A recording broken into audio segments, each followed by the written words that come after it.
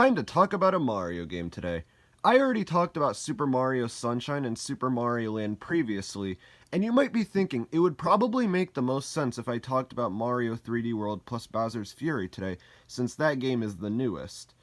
But maybe I'll save that for another time. But today, I'm actually going to be talking about a Mario game that suffered a terrible fate releasing on the Wii U that isn't 3D World.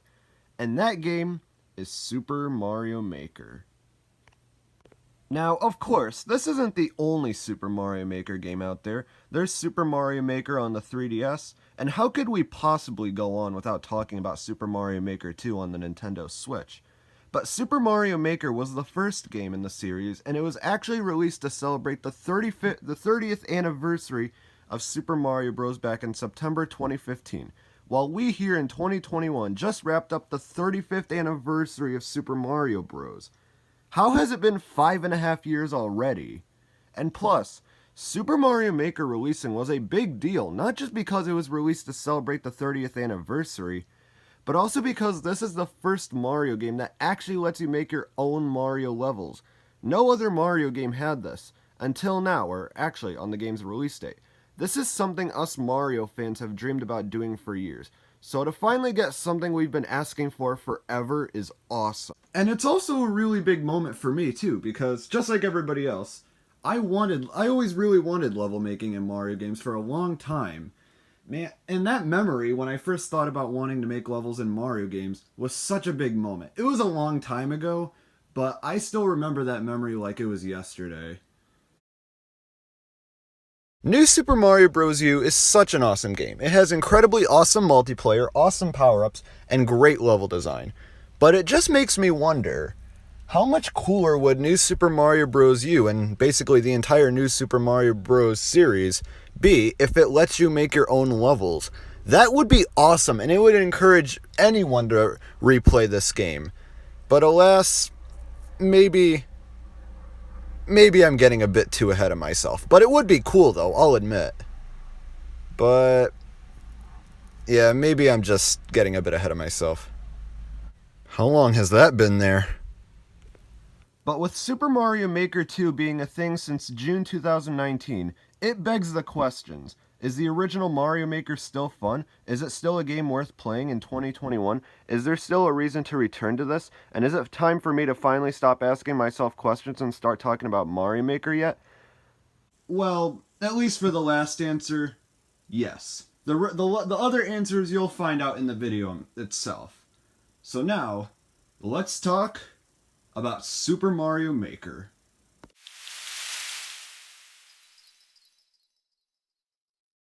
So to start off with the overall presentation, you could really tell Nintendo actually tried making the presentation feel special, because while I think Mario Maker 2 has a very good presentation, it doesn't feel as special as this. Depending on what day of the week it is, you'll get a different intro, like on Thursday, Mario gets carried away by a trio of Goombas.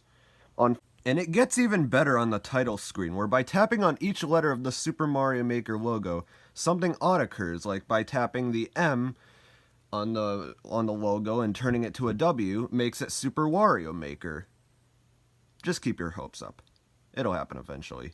Or by pressing on the letter A, it basically turns into a rocket and blasts off. And this is cool and all, but now let's get to the game itself, or the making side of the game, which is what gives Mario Maker its name.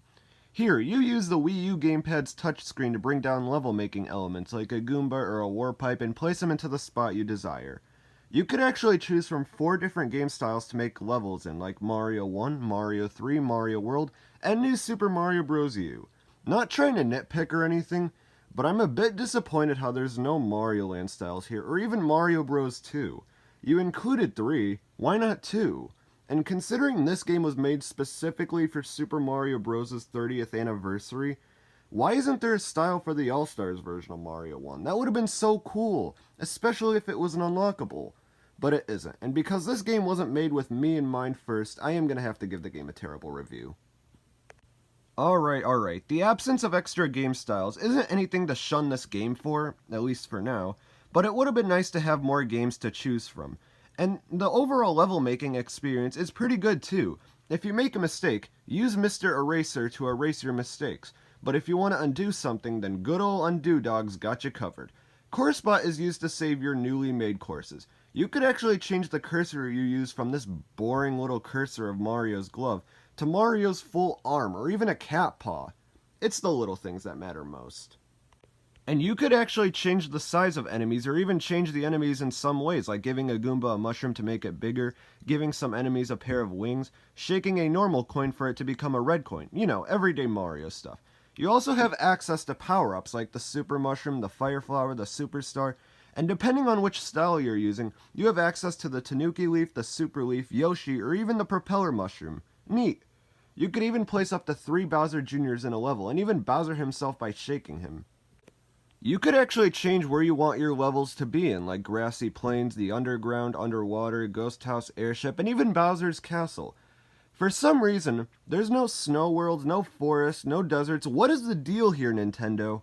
Thankfully, these are all elements that Mario Maker 2 would add 4 years later on the Nintendo Switch. But what wouldn't be added to Mario Maker 2 4 years later on the Nintendo Switch is the Amiibo Costumes. Mario Maker is compatible with Amiibo, and it's compatible with a ton of Amiibo, even characters that aren't Mario related, which means this is the first mainline Mario game where I can finally play as Waluigi, Chibi Robo, and even a trampoline. So for someone like me who thought playing as Spring Mario and the Galaxy games were just way too much fun, well, I could finally have the fun continue.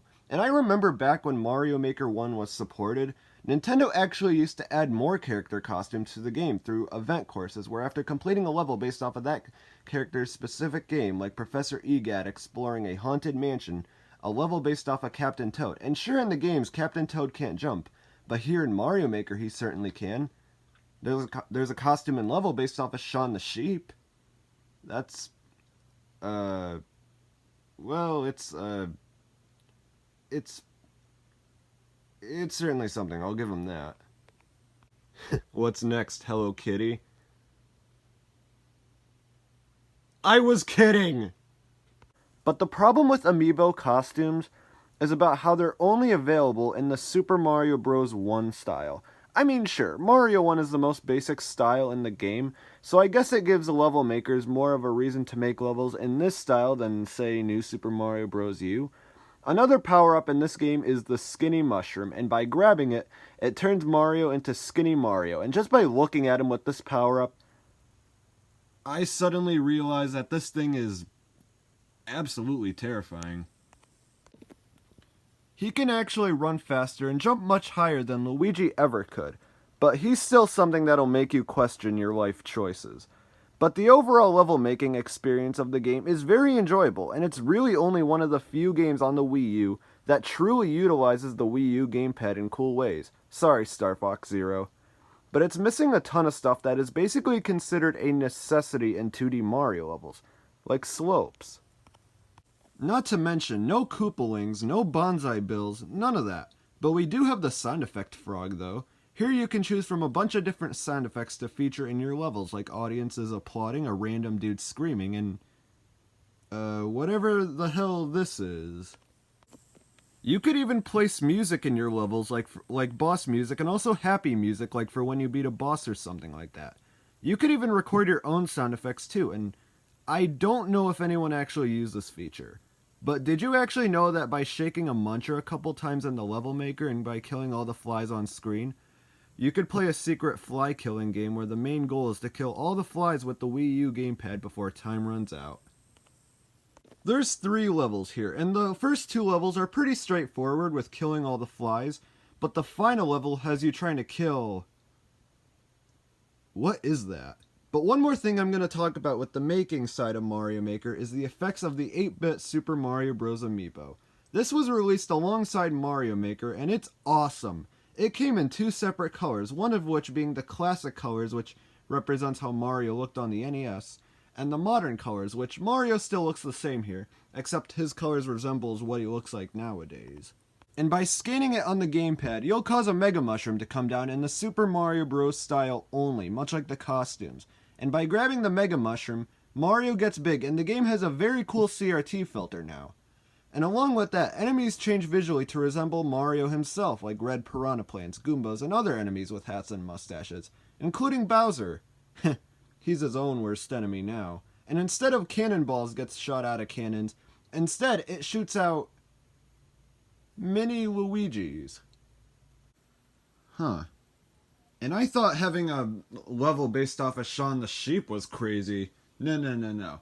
This is where I draw the line. Well, for starters, there's CourseBot, where you can go to view and play through all the levels you made, or levels made by other people online that you downloaded. And this is actually where you go to upload levels to Course World as well. Course World is basically the entire playing part of Mario Maker. You could browse the infinite number of levels that has been uploaded over the past 5.5 years. You could play through the 100 Mario Challenge, where you have 100 lives to play through a bunch of uploaded courses online, and you could choose between 4 different difficulty options to rescue Peach from Bowser. Again, everyday Mario stuff. And this mode is really good, as long as you have levels that were competently made. Because most of the time when I used to play through this mode, the levels I got were not particularly good. Some levels were awesome, but some were not. Definitely one of the cooler things people did in Mario Maker was make levels based off of other games. Cool little platforming challenges, boss rushes, and also music levels. I loved it when people made music in Mario Maker. This is always something I tried to do, but the problem is that I never got the hang of it. That, and also because I'm really bad at making music too. But what's weird about Mario Maker is how it's a single player game only. You can take turns playing a game and also level making, but you can't play through levels simultaneously for whatever reason. And the 2D Mario games we have now are all about multiplayer. And just the fact that this game is basically a 2D Mario game that doesn't have multiplayer is pretty lame, to be honest. Even though we all moved on to Super Mario Maker 2. But over the years, as we look back on this game, it's gonna take the title as the only modern 2D Mario game with no multiplayer. I mean, yeah, it gives you something to remember this game for, except for it being the first Mario Maker. But why wasn't there multiplayer in the first place? And each time you complete the 100 Mario Challenge, you get a mystery costume too, which means if there was a costume in the game that you wanted, but didn't have the amiibo, then this is a good opportunity to try to get the ones you wanted. Though it is randomized, so there's a pretty good chance that you won't get the one you want, but it does encourage replayability, so there's that. I already mentioned event courses, but there's also the 10 Mario Challenge. If you think 100 lives is too much, then how about 10? It's basically the 100 Mario Challenge except with 10 lives, and all the levels here are made by Nintendo, which means they're much easier than the levels in the 100 Mario Challenge, which is fine, as long as the levels are good. And before the discontinuation of Miiverse, people got to write posts about what they thought of a person's levels and stuff like that. And before March 31st, you'd actually be able to upload levels to Course World and download them to CourseBot if you want. Now all you can do is play levels and star them if you enjoy them. And the other game mode that came to mind was the electronic manual, and this isn't something I usually include in my videos, which you might be asking, why am I including it in today's video? Well, simply because unlike other electronic manuals, the developers actually put a lot of time to make it good, with stuff like brief animations and videos. Yes, videos in the electronic manual. If you got a physical version of Mario Maker on Wii U in 2015, you got a neat little booklet that included a bunch of Mario artwork and also codes where by entering them you could watch brief little videos. It's a really cool thing the developers implemented into this game, and it just makes the presentation feel that much more special. Too bad 3D All-Stars never had this. And that's about it for Super Mario Maker. Personally, I really like the game. It has a really accessible level maker, a good amount of single-player content, and a bunch of cool Easter eggs to Mario's past. And one of the main parts about this game was being able to share levels that you made with the world. But that's no longer a thing anymore since March 31st, where Nintendo stated that you won't be able to upload any more levels to Course World and download levels to CourseBot. But you can still play through levels though. But while this is pretty upsetting, I personally don't really care anymore because there's not much of a reason to actually return to the original Mario Maker. It's a good game and there's plenty to love about it with its charm and personality.